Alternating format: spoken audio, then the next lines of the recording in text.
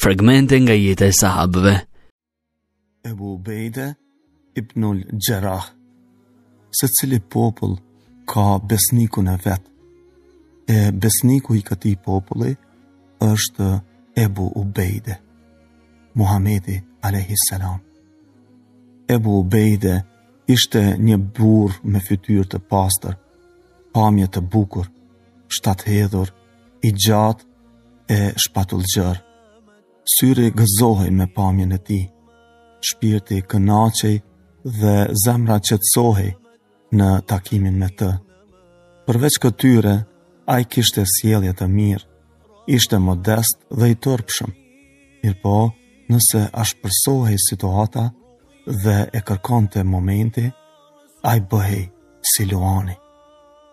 Ai i përngjante tehu të shpatës në shkëlqimin e bukurisë së saj, si dhe në ashpërsinë e të rënave të saj. Ky pra është besniku i umetit të Muhamedit a.s.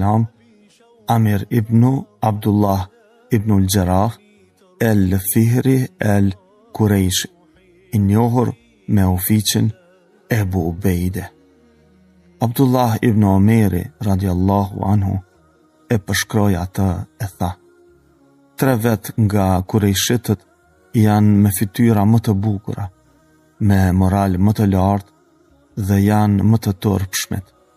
Kur të flasin nuk të gënjejnë dhe nëse ti u flet atyre nuk të përgënjështrojnë.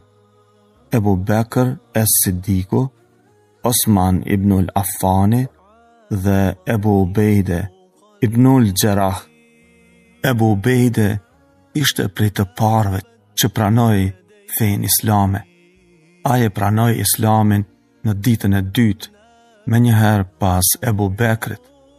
Fenë islame e pranoi nëpërmjet duarve të vet Ebu Bekër es-Siddikut. Pastaj, së bashku me të, Abdurrahman ibn Aufin, Uthman ibn Madhunin dhe El-Erkam ibnul Ebi Erkamin shkuan te pejgamberi a.s. dhe para tij e shqiptuan dëshminë e së vërtetës. Këta ishin shtyllat e para në të cilat u sëndërtua kështjella e fortë e islamit. Ebu Ubejde e përjetoi përvojën e jetës së hidhur të muslimanëve në Mekë, prej fillimit deri në përfundimin e saj. Së bashku me muslimanët tjerë, ai i përjetoi të gjitha peripecitë, vuajtjet, mundimet dhe pikëllimet, të cilat nuk i përjetoi asnjë idhtar i ndonjë feje tjetër në sipërfaqen e tokës, por megjithatë, ata u mbetën besnik parimeve islame. Mirëpo, sprovimi i Ebu Ubejdes ditën e Bedrit në vrazhdësinë e tij e të i kaloi çdo parashikim dhe çdo imagjinat. Ditën e Bedrit, Ebu Ubejde u vërsol në mesin e radhëve të armikut pa pasur frikë fare. Madje, armiqt ja kishin frikën atij, qante radhët e tyre pa e pasur frikë vdekjen. Për këtë, i ruheshin kalorësit kurejshit dhe i shmangëshin ballafaqimit me të.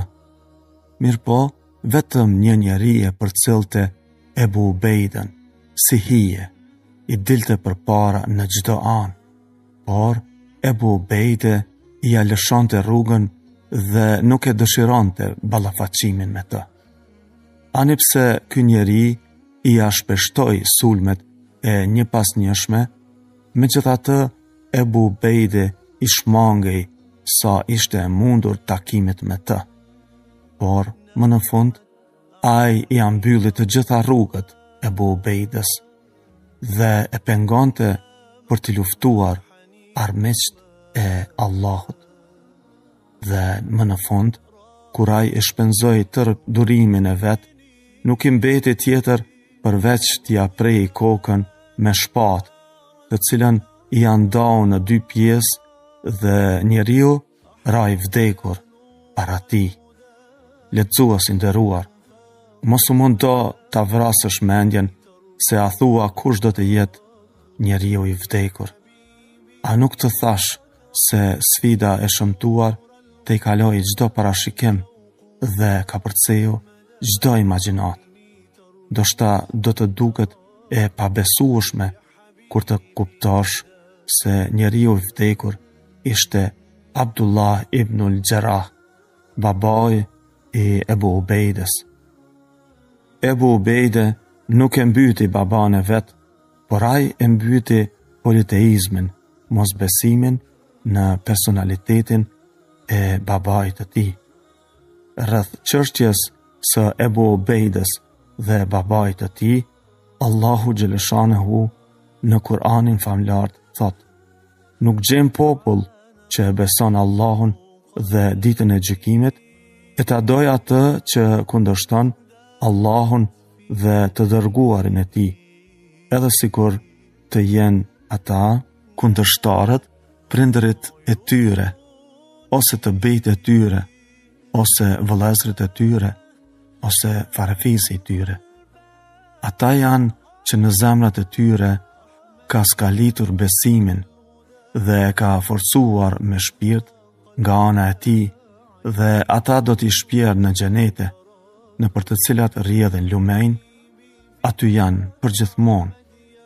Allahu ua ka pëlqyer punën e tyre dhe ata janë të kënaqur me shpërblimin e tij. Të tillët janë palë, grup i Allahut. Ta dini pra se idhtarët e Allahut janë ata të shpëtuarit. Kur'an, surja 58, ajeti 22. Ky veprim i Ebu Ubejdes nuk na habit, sepse fuqia e besimit të tij në Allahun, sinqeriteti ndaj fesë së tij dhe besnikëria ndaj umetit të Muhamedit kishin arritur kulminacionin e tyre. Muhammed ibn Gjaferi Rafejnë thot: erdhi një delegacion i krishterë te pejgamberi a.s. i than: O Ebul Kasim, dërgoje me ne njërin prej sahabëve tuaj më të afërt të gjykoj mes nesh për disa konteste të ndarjes së pasurisë sonë, të cilat nuk mundëm t'i zgjidhim vetë. Ju muslimanët të ne keni respekt të veçantë. Pejgamberi a.s. ju tha: e janë të kun në mesdit e unë ta dërgoj me ju një njeri të fuqishëm dhe besnik. Omeri radiallahu anhu thot: shkova herët për ta falur namazin e drekës. Asnjëherë nuk e kam dashur postin më shumë se atë ditë, duke shpresuar të kem fatin të jam i Zoti i atij atributi. Pejgamberi a.s. posa e fali me ne namazin e drekës, filloi të shikoj djathtas e majtas. Unë ngritesha sa mundesha që t'i bija në sy pejgamberit a.s. Vazhdoj ashtu ta hedh shikimin e tij në mesin ton, derisa e pa Ebu Ubejde ibnul Gjerahin, të cilin e thirrë e i tha: shko me këta dhe gjyko në mes tyre me drejtësi rreth kontesteve të tyre. Atëherë thash me vete: e mori atë nder Ebu Ubejde. Ebu Ubejde nuk shquhej vetëm me besnikëri, por tek ai bashkoi fuqia dhe besnikëria. Kjo fuqi u manifestua tek ai më shumë raste. Ajo u manifestua ditën kur pejgamberi a.s. dërgoi një grup prej sahabëve të tij për t'i dalë në rrugë një karvani të Kurejshitëve, kurse për udhëheqës të grupit e caktoi Ebu Ubejden radiallahu anhu. Pejgamberi a.s. i u dha me vete një tarkuqe me hurma, sepse nuk kishte pasur asgjë tjetër. Ebu Ubejde u jepte secilit prej sahabëve të tij për çdo ditë nga një hurmë, dhe çdo njeri prej tyre e thithte ashtu sikur se e thith poshnja gjihun e nënës. Pastaj pinin ujë dhe kështu kjo mjaftonte tër ditën deri në mbrëmje.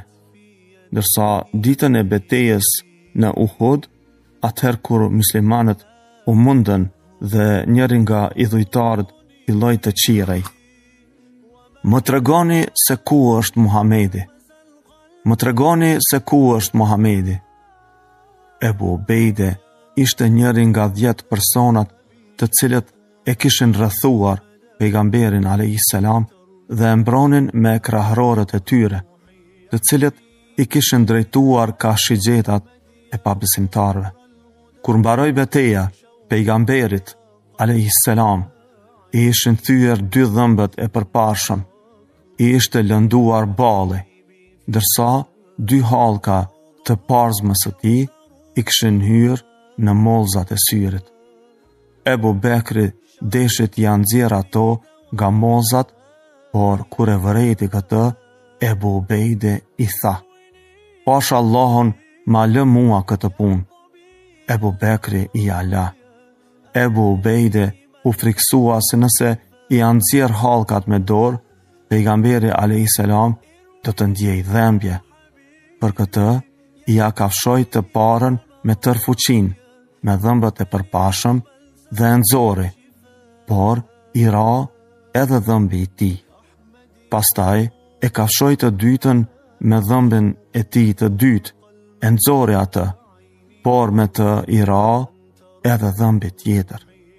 Lidhur me këtë, Ebu Bekri thot: Ebu Ubejde ishte prej njerëzve më të pashëm pa dhëmbët e përparshëm. Ebu Ubejde, së bashku me të dërguarin e Allahut, mori pjesë në të gjitha betejat, prej fillimit të shoqërimit me të e derisa vdiq. Me rastin e zgjedhjes së Ebu Bekrit për halife të muslimanëve në Sekif, Omer ibnul Hatabi i tha Ebu Ubejdes: "Shtrije dorën të pranoj ty për halife, sepse unë e kam dëgjuar të dërguarin e Allahut duke thënë: secili ka besnikun e vet, e ti je besniku i këtij umeti." Ebu Ubejde u përgjigj: "Nuk mund t'i dal para atij njeriu, të cilën e urdhëroi pejgamberi a.s. të na prin neve në namaz dhe ne u falëm pas tij, derisa i dërguari i Allahut ishte gjallë." Pasi që Ebu Bekri u zgjodh për halife të muslimanëve, Ebu Ubejde ishte njëri prej këshilltarëve dhe ndihmësve të tij më të afërt dhe më të sinqert në vërtetësi dhe ndihmës i pakursyeshëm në mirësi. Pas Ebu Bekrit, halifati i u besua Omer ibnul Hatabit, të cilët gjithashtu i u bind Ebu Ubejde dhe asnjëherë nuk e kundërshtoi, përveç në një rast. A e din se për cilën çështje nuk e dëgjoi Ebu Ubejde, halifën e muslimanëve? Ai nuk e dëgjoi atëherë kur ndodhej në Sham, në krye të ushtrisë muslimane, të cilën e udhëhiqte prej fitores në fitore, derisa nën komandën e tij u çlirua i tërë Shami dhe arriti deri te lumi e Eufrat, në lindje dhe Azinë e vogël në veri. Në atë kohë, në Sham me të madhe ishte përhapur sëmundja e kolerës, sa që nuk mbahej në mend që ndonjëherë të kishin vdekur aq shumë njerëz. Halifja i muslimanëve, Omer ibnul Hatabi, nga frika se nga kjo sëmundje mund të pësoj edhe Ebu Ubejde, nxitoi dhe dërgoi një emisar tek ai me një mesazh në të cilin thuhej: "Unë kam nevojë të madhe për ty, për çka nuk mund të zëvendësoj askush. Nëse të mbërrin mesazhi im natën, kërkoj prej teje që mëngjesi të gjej tek unë. E nëse letra ime të arrin ditën, kërkoj prej teje që mbrëmja të gjej tek unë." Po sa lexoj Ebu Ubejde letrën e halifit, tha: "E kuptova nevojën e prisit të muslimanëve për mua. Ai dëshiron ta mbaj në jetë atë që nuk mund të mbetet. Pastaj i u përgjigj letrës së tij me këtë fjalë: O prejës i muslimanëve, unë e kuptova nevojën tënde për mua. Unë gjendem në mesin e ushtrisë muslimane dhe jam njëri prej ushtarëve të saj. Nuk dëshiroj ta ruaj vetëm prej asaj që mund të ndodhë atyre. Nuk dëshiroj të ndahem prej tyre, derisa Allahu ta çojë në vend urdhrin e vet për mua dhe për të tjerët. Kur të arrijë letra ime, më lejo të mbetem këtu ku jam. Posa i arriti Omerit letra e Ebu Ubejdës, e lexoi me një frymë e pastaj çajti derisa i u enjtën sytë. Disa nga sahabët që ishin prezent kur pan mallëngjimin e tij të madh e pyetën: Mos ka vdekur Ebu Ubejde, o prejës i besimtarve? Omeri i u përgjigj: Jo, mirë po ai është në prag të saj. Supozimi i Omerit nuk ishte larg. Nuk shkoi pa kohë dhe Ebu Ubejde u sëmor nga kolera. Kur vërejti se i ishte afruar vdekja, i porositi ushtarët e tij me këto fjalë: Unë u lë një porosi, nëse i përmbani, do të jeni mirë. Faleni namazin, agjërojeni muajin e Ramazanit, jepni sadakan, bëni haxhin dhe umren, këshilloni njëri tjetrin në mirësi, dëgjoni prijesat tuaj e mos i tradhtoni. Keni kujdes të mos i u mashtroj dynjaja, sepse njeriu, sikur të jetoj edhe 1000 vjet, patjetër do të vi në këtë gjendje në të cilin më shihni mua. Paqja dhe shpëtimi i Allahut qofshin me ju. Pastaj u drejtua ka Muadh ibn Xhebeli e i tha: O Muadh, priu njerëzve në namaz. Nuk vonoj e shpirti i tij i pastër u shpërngul në ahiret. Pastaj u ngrit Muadhi dhe tha: O njerëz, ju jeni të pikëlluar me humbjen e këtij njeriu. Betohem në Allahun, nuk di që kam parë njeri më zemërmirë e më të largët nga veprat e këqija, e as më këshillëdhënës të mirë për të gjithë. Lutuni për të, Allahu ju mëshiroft.